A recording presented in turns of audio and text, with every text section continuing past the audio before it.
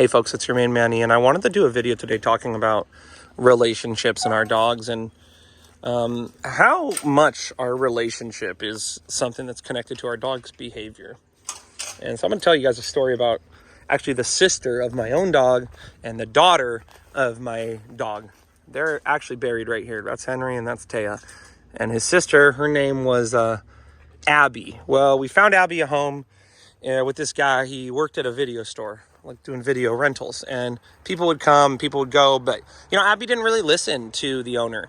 She'd kind of ignore him, and sometimes she'd even be snarling at guests that were coming into his business and barking at people and just really not respecting this guy and listening to him. And so I went over there at one point to talk to him. At this point he had my dog for about a couple years. And I went over there to talk to him. I said, "What's going on with Abby?" He said, "Man, she's just not listening. She's becoming aggressive. She's kind of becoming very stubborn and obstinate. I pull on the leash. She just puts the brakes on. She just very strong-willed." I was like, "Wow, man, that's upsetting to hear." And he said, "You know what? I don't know if I can keep her anymore." And that was upsetting for me to hear because this puppy had already been rehomed one time already. This was her second owner at 2 years old. And so I said, "Okay, well, I'll come back in a couple weeks. I'll check in. If you don't want Abby anymore, I'll take her back." Okay.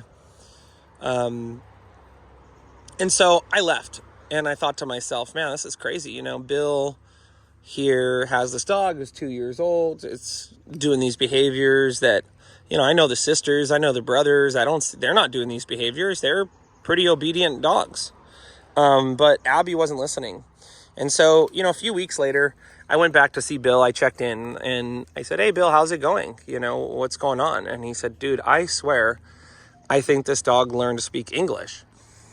I was like, "What do you mean? I thought you wanted me to take her back." Like, I was literally there. I was ready to pick the dog up, take the dog home, find her another home.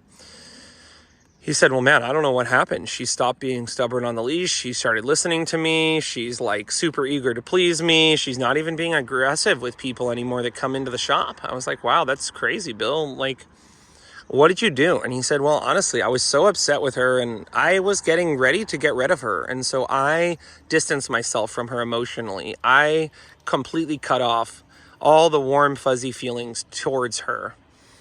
Because I was preparing to get rid of her. I was going to rehome her and I just needed to start distancing myself from her emotionally." And the interesting thing that Bill found was, he was committed. He was done. He was like, "I'm done. We're breaking up. I'm not giving you the time of day." Now, he kept feeding the dogs, obviously, putting water out for the dog, took the dog out to potty. But above and beyond the bare minimums of survival, he did not pet that dog. He didn't touch the dog. He didn't talk to the dog. He did not give that dog an ounce of affection. And I'll tell you what, guys, the crazy thing is that dog went to work in that video store. I mean, until the video store shut down. Never was there a single incident with that dog.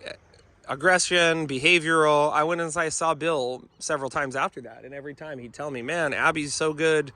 She listens so well now. This is so great." And although Bill, he never really knew what happened. He just said, "Oh, the dog learned to speak English." As a dog trainer and somebody who's rehabilitated so many dogs, worked a lot with aggressive dogs and, all different breeds.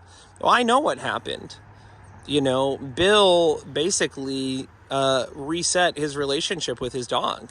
He stopped reinforcing all of the behaviors that she was doing by petting her all the time and snuggling with her. I mean, she's not listening to him all day, and then he'd go and snuggle with her in his bed. And she thought, "Man, you must like having a dog that doesn't listen to you, because look at all this affection and all this attention you give me, and you give me special food and special treats." She was right in assuming everything she was doing was fine, because Bill giving her all this affection and spoiling her, it really wasn't showing her that he was unhappy with her. And not only that, but, because he was giving her so much stuff and not really asking anything of her, she didn't really see Bill as like the boss or the leader. She kind of saw Bill as like her, almost like her personal servant that would just go around and cater to her needs. And when he stopped serving her and, he took a step back, she was able to realize, "Oh, wait, this is the person who feeds me. This is the person who opens and closes the doors for me. Man, he doesn't seem very happy with me. He usually pets me. He usually snuggles me. Man, I really got to think carefully." And, after a few days, because he was committed to rehoming her, he didn't, cave after 24 hours or 48 hours and go, oh my God, you're doing so great now. He said, no, I'm going to stay distant. And as the weeks went by, eventually he saw her behavior completely change. And at that point, when he did go back to giving her affection and giving her attention and all that stuff, he was actually telling her, hey, I like it that you're attentive. I like it that you're quick to ask me what I want. I like it that you're not being aggressive anymore. And a lot of people are going to say, oh, Eric, but that's not how a dog works.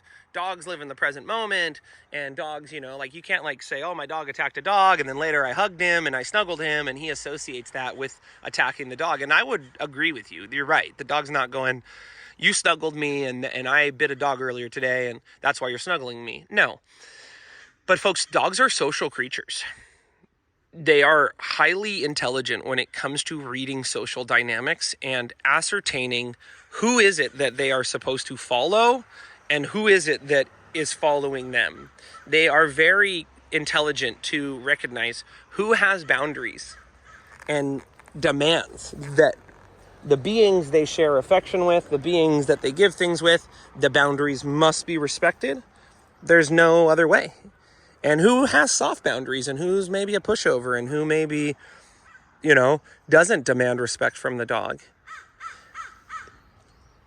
What does it say to our dogs, when we continue to give them love and affection despite the fact that they are essentially, they're like a significant other, a girlfriend or boyfriend who doesn't answer the phone call when we call them, or maybe, we ask them to go get a job and then they just start throwing a temper tantrum and go, I don't want to get a job. No, I can't go get a job. It's okay.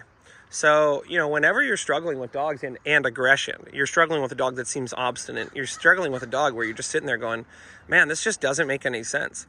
Something to think about is, hey, am I potentially having a relationship with this dog that, despite the fact they don't listen, despite the fact that they are aggressive or obstinate, I am not able to stop giving them affection. I am not able to stop reinforcing this relationship that in a sense tells them, hey man, everything's great that you're doing.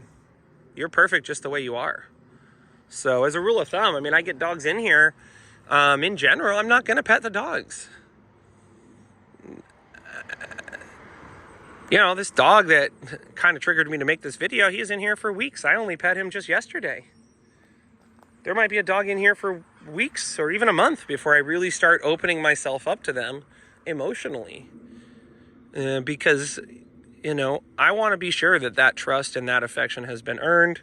And I want to be sure that if I was to ever take the affection and take the affection away from the dog and stop petting them, the dog would understand, oh, he doesn't really pet me and he doesn't really bond with me when I'm acting this way. And I need to have a certain type of attitude and a certain type of respect or, obeisance to my leader or my parent. It's almost like a child that, is getting into trouble at school all the time and the parents keep giving him ice cream and keep giving him new toys and taking him to Disneyland and doing all this stuff. And, they're telling the teacher, no, man, we're taking him to Disneyland for his birthday. We got him a new car for his birthday. That's not because he punched the kid in the face, but the reality is he punched a kid in the face last week who was not doing anything. He was just standing there. And if you keep spoiling that kid, chances are that kid is not really going to understand what is going on. So biggest tool, as always, folks, is you and your body. More important than any obedience commands, prong collar, food, toys, or anything is your relationship you have with the dog. That is the most consistent thing. That is the thing that is there all the time. Okay? The food's there when I have food. The toy's there when I have toys. But my relationship and my relationship with the dog is there anytime I'm around the dog.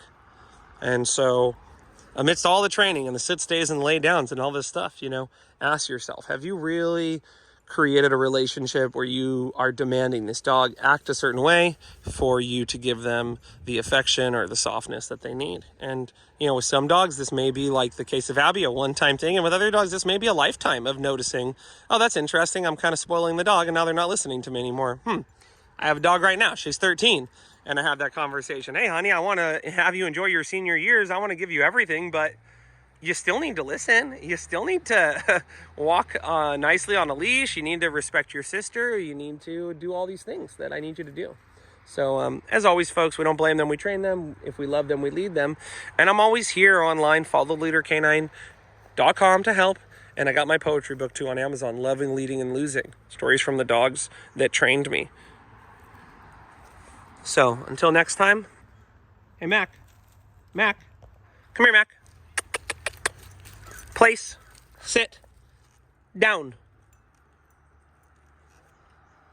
Break. Break. Haha, we'll see you then, folks.